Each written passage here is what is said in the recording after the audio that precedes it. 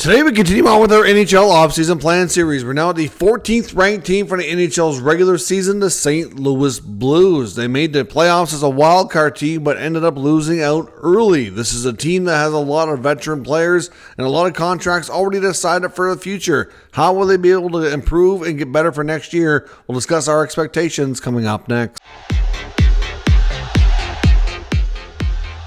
So welcome back to another video here at Top Shelf Hockey. As I mentioned, today we're looking at the St. Louis Blues as we continue on with our NHL offseason plan series. In case you're new to this series, essentially, we're doing a dedicated team video for each and every NHL team. Started at Team 32 based on regular season standings, and we're working our way all the way up to number 1. We're now at 14 with the St. Louis Blues. Of course, the Blues, like I said, have been a pretty decent team the past few years. Kind of a mid-level, mediocre team, if you will, of a bubble playoff team. Had to have a couple of a real strong finish this year to make sure they got in, but they did. Early on in the season, things weren't quite looking so good, but we're going to recap last year, look at some key stats as a team and individually with some of their top players for 24-25, analyze their internal business for expiring contracts, what we should expect from them at the draft, free agency, trades, all that type of off-season business. So let's first start by recapping the 24-25 campaign. As I mentioned, they had 96 points. They were one of the wildcard teams in the Western Conference with a record of 44-30-8. So pretty solid year overall, except ended up losing in the first round of the playoffs, but at least they got there and certainly gave themselves a chance. Compared to last year, slight improvement. They went from 92 points last year up to 96 points this year. So only a 4-point improvement, but an improvement nonetheless. Breaking down their key team metrics, they scored 250 goals this year, which was 13th best, while allowing 231, which was 11th best. So some pretty decent results there. The power play was respectable as well at 22.1%, with the middle of the pack at 16. However, the penalty kill was really not good at all. 74.2% for 28th best. So definitely needs improvement on the PK, but otherwise their league average are slightly above. So, like I said, definitely a respectable team. And, for the most part, more positives than negatives overall if you take a look at things. Comparing their goals for and against from this year to last year, they improved their goals for by 11. It went from 239 up to 250, so that's a small jump and improvement. And they cut down goals against from 250 down to 231. So, again, that's a 21 goal improvement on the goals against. So a lot of things trending here in the right direction. Now, taking a look at some key individual metrics here, the goaltending was led by Jordan Binnington, who had a record of 28, 22, and 5, 2.69 goals against, a 900 save percentage. I think Binnington's capable of a little bit better, but I think his season seemed to finish stronger than it started. I think the appearance for him at the Four Nations tournament gave them another big boost of confidence, and certainly allowed him to carry forward with that performance into the home stretch here to get him into the playoffs. Joel Hofer had a respectable season as well, 16-8-3 record with a 2.64 and a 9.04 save percentage. So goaltending was overall for the whole season, you could say it was decent, it was good. It could be a little bit better if they're going to stand a chance to go from being an average NHL team up to being, a team that can actually have a shot at contending to go deep in the playoffs. And I think really for the most part, if they're going to stick with Binnington, I think he has a capability. I mean, we saw him, as a rookie win the Stanley Cup. We saw him win the gold with the Four Nations and Team Canada. He's likely going to have every opportunity to be at least the number one goalie for Canada at the Olympics as well. So being an Olympic year, I suspect we're probably going to see big things out of him as well. Their top individual scoring leaders, led by Robert Thomas, 81 points. Jordan Kyrou, 70 points. Dylan Holloway had a huge year, 63 points. Buchnevich at 57. Captain Braden Shen rounds things out here with 50 to close out your top 5. So overall, they got some high-end talent. Their high-end talent's not necessarily at the highest level of the league, but some really good players there leading the way for the Blues. Of course, they had an eventful part of the season as well. They ended up firing their coach, Drew Bannister, and to be honest, the team was certainly finished stronger than it started, like I said, and it was more than anything, this was more about a case of Jim Montgomery becoming available as it was wanting to make a change. I mean, Drew Bannister had not been head coach very long. I believe the games played that he coached wasn't even equivalent to a full NHL season. But when Jim Montgomery, who has history there, became available after being let go in Boston, Doug Armstrong pounced and got him in there and got him locked up to a long-term contract. So Jim Montgomery did a fantastic job. Certainly was a big part of the team getting things turned around and finishing stronger. He ended up finishing like 4th in Jack Adams voting as well, which is quite something considering that he wasn't even there the whole year. But overall, a good positive change in that regard. Not necessarily an indictment on Bannister, more so that Montgomery was an upgrade. Obviously, they made a few other moves personnel-wise. Picking up Cam Fowler actually looked to be a pretty low-key big pickup. I mean, I know he's a decent defenseman, and maybe he's just kind of flying under the radar in Anaheim, and maybe his numbers on a weaker team just weren't as good, but he did exceptional. Fowler turned out to be a phenomenal pickup there, so we'll see. They obviously moved on from a few players as well, including Pierre-Olivier Joseph, Scott Perinovich, and others. So now nothing too drastic, but like a coaching change, picking up Fowler certainly played very positive roles in the team's evolution this year. Looking at their offseason business, they only have $5 million in cap space, which doesn't sound like much because it's not, but they do have some flexibility because they don't have a lot of internal business to take care of. They have raised 22 contracts basically on the books for next year. Now, a couple of those are younger players that could easily be sent down to the minors. They could create a few easy spots there and a slightly bit more space if they really wanted to. They also have the contract for another year of defenseman Torrey Krug making $6.5 million, and we already get confirmation that Torrey Krug at this point is not expected to make it back from that really bad foot injury and the situation he's been dealing with for some time. As Doug Armstrong mentioned at the end of the season, Krug is just starting to get to the point now that everyday life is getting better, let alone considering playing hockey again. So it's not expected for him to be able to return. So they will have that LTIR option, or they could trade the contract to a team who might want to use LTIR more than they do in order to create more space. Either way, there's a $6.5 million cushion. So that $5 million can become 11.5 pretty easily. And of course, they don't have a lot of contracts expiring. Looking at their internal business, there's only a couple of contracts. On the RFA side, we have a goalie Joel Hofer, and on the UFA side, we have defenseman Ryan Suter and centerman Radek Faksa. So, I mean, they have to decide on Suter and Faksa. I'm not sure if they bring them back or not. I mean, Suter's getting up there in years. I don't know. Joel Hofer's definitely getting signed. Hard to say how long or how much. I mean, he'll definitely get a raise. I suspect it won't be super long and shouldn't be super expensive either. So for the most part, I think they have some flexibility. Now, the bigger question for them this offseason when it comes to their internal business will be contract extensions.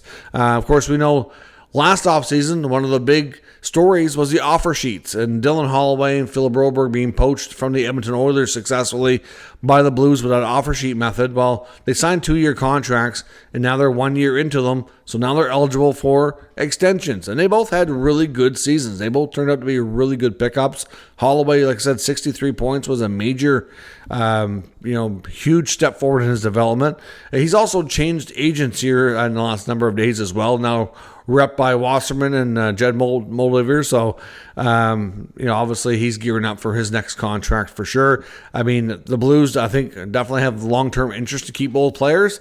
And last year was the offer sheet story. This year's going to be the extension. We'll see how things turn out. Of course, Cam Fowler, down to the final year of his contract, turned out to be a really good fit.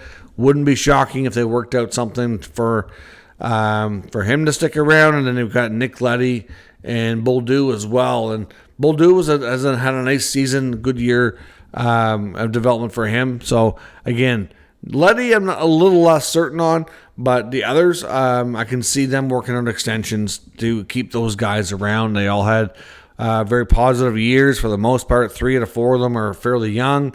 Fowler's not young, but he's certainly not super old either, so I can see that all kind of working out. I mean, like I said, they need to find ways to improve, but keeping those guys around are all part of that. So leading us into now the top questions facing the franchise. What else should we expect from them between the draft, free agency, trades?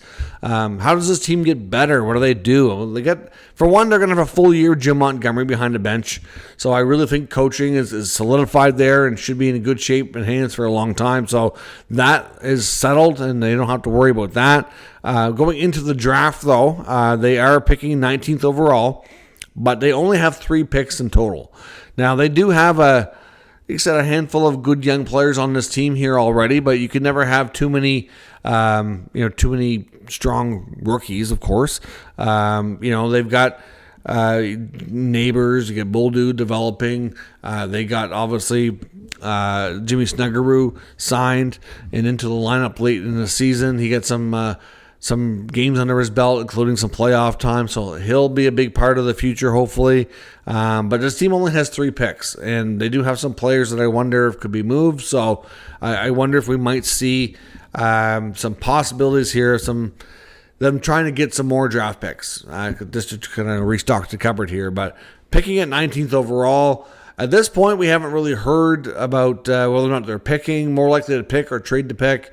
At that point in the draft, there's definitely players available that they'd probably like.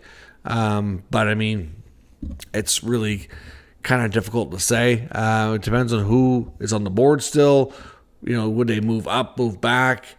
They're probably not going to have a lot of currency in draft picks and stuff that you kind of use to move up. But if there's a player that they really like but think they can get them later in the first round, maybe they move back to try to gain a more extra asset. That's a possibility. So it wouldn't be shocking if they did that. Or if they moved a player or 2 off their roster trying to recoup some picks. That's a possibility too. As far as trades go, is there any chance they would revisit trading captain Braden Shen? Now, earlier last season, about the midway point towards the deadline, there was lots of speculation that Shen was getting interest, most predominantly from the Toronto Maple Leafs. Of course, former head coach Craig Berube, we know, is quite fond of some of the top guys in St. Louis that he won the Stanley Cup with, Shen being one of those players that's hard to play against and kind of trying to change the culture and DNA, if you will, of the Toronto Maple Leafs, since that's then the way that they appear to be looking towards their offseason. Is there any chance that gets revisited? I mean, obviously Shen would have some say, and I know at one point last year he didn't really want to go. I don't think it had anything to do with the Leafs, more so wanting to stay with the Blues. But this is a new year. Are they going to continue to build on what they had? Obviously they have to really analyze, because when you have all these contracts done, you don't have a lot of cap space, but you have some flexibility with the Krug contract. The only way to make the team better, you're probably going to have to do it mostly via trade, or even if you bring in a free agent, you're going to probably have to open up a roster spot. So, it's not going to be easy to do. So I suspect on the trade market that, Shen would be he's going to get interest. Whether or not they do it, I don't know. There's been a lot of rumblings in the last year or two about maybe moving Kyrou as well. I don't know that that's really, something they can win or get better at. It's really going to boil down to what the offer could be. I mean, Kyrou's got a lot of talent. I think that they sometimes think that there's more there that they could unlock, and that maybe they wonder if there's an upgrade. Like, I know there's been a lot of speculation about Jason Robertson being available possibly out of Dallas. Would he be a player they would target? Hard to say, right? So it's going to be a little finicky. I mean, I suspect a couple of players that probably have doubtful futures with the club include Matthew Joseph, maybe Texier as well. I can see them being potential buyout candidates, if not, players that are traded with no return, or maybe even have to add a pick or a sweetener. The problem is they've gone through a lot of picks. I know they're not real fond of buyouts in St. Louis, but the contracts there, especially the Joseph one and Texier, might be ones that are easier to kind of swallow if you have to do that. So I don't think Joseph and Texier are back, which will open up a little bit of space and a little bit of roster room. And if they were to make trades, like I said, the main players I would kind of look at would be Shen or Kyrou, just because they've been circled with so many rumors and speculation in the past couple of years. But I could also see a scenario where they don't really move either one, and maybe they just kind of tinker and try to get a little bit better. I mean, they were a 96-point team. They feel like they upgraded their coaching. Is that going to be enough? They could be a team that's not overly busy. There was a point earlier in the year, to be honest, at the Four Nation tournament with the play of Binnington. I wondered because his contract's not far from being done. I think he's got, I believe, 2 years left. Is he a player that they would consider moving because his value may not ever be higher? And again, not necessarily saying that they should trade him, because the next question would be, is how do they get better in goal without him, right? That's a tough question to answer. It was really that's not an easy task. But if you look at Binnington's numbers, he came in hot, won the Stanley Cup, and really ever since there's been some declines. He's never really quite duplicated that at that level. And I think the last couple of years has been kind of, and I know goaltending is tough to read sometimes because it's also indicative of the team in front of them. But then he goes to Four Nations and prove he can still be that guy, gets a gold medal. And, I wonder, like I said, his value might not ever be higher in the future. So is that something they explore? Are they ready for Joel Hofer to take over? I'm not entirely sure that that's the case just yet. Obviously, when they sign Hofer to his new contract, that'll kind of give us an indication of where they think things are trending now. And we'll see. But those are the main players, if they're going to make trades, that I would suspect between Shen, Kyrou, or Binnington. But again, it's not a given that any of them get moved. There's just been players with speculation around them. And like I said, they get Joseph Texier, I don't expect back. Otherwise, I would suspect that they're probably not going to be super busy in free agency.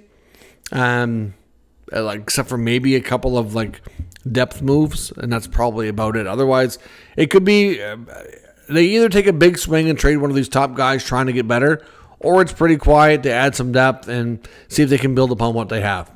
Not quite sure what direction they're going, but it's kind of be one or the other. And to be honest, it wouldn't be surprising if they have trade conversations around some of those players, but it really boils down to what the offers are. And sometimes, things are going on behind the scenes that we don't always know. Unless something actually happens and comes to be and they pull the trigger, we may never know exactly what they were trying to do. But that's just the way she goes sometimes. So let me know your thoughts and expectations for the St. Louis Blues offseason in the comments. We'll discuss further. If you're new to the channel, make sure you subscribe and stick around.